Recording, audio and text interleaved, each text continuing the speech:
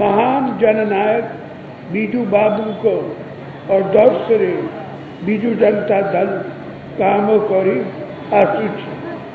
आमे दल गठन हेबा ठारू आमे ओडिशावासी कर और माँ भौणी मान को सहयोग समर्थन और आशीर्वाद पाई आसुछु।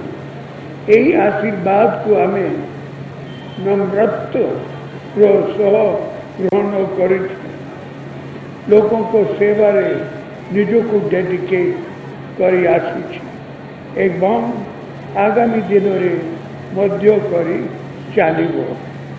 2000 मसीह ओडिशावासी एक परिवर्तन चाहिए।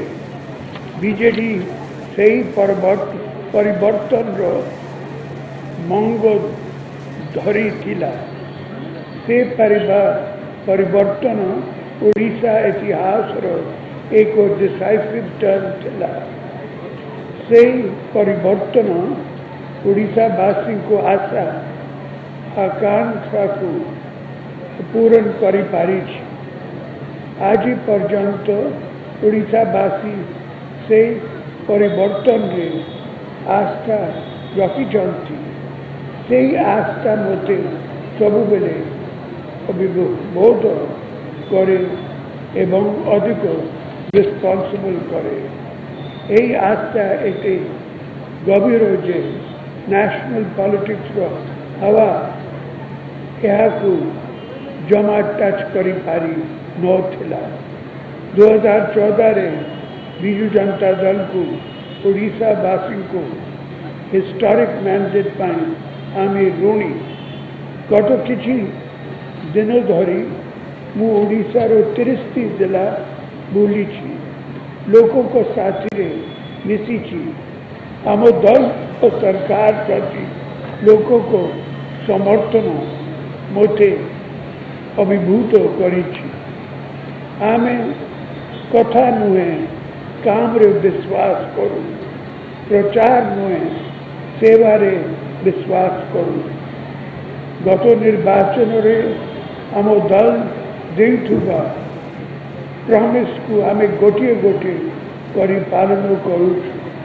आगामी 3 वर्ष रे आम मैनिफेस्टो रे देइथिबा सबु प्रॉमिस को आमे पूर्ण करूँ।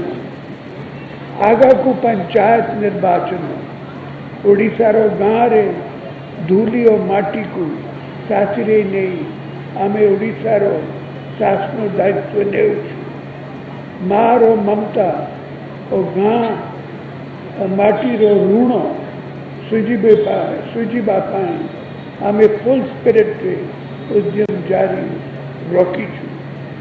दल सभापति ठारू आरंभ करी ग्रासरूट लेवल कर्मी को पर्यंत आमे समस्ते लोक सेवा यही एटीट्यूड नहीं एवं प्रगति और कल्याण रो वार्ता नहीं आमे लोकों को पाखरे जीवा।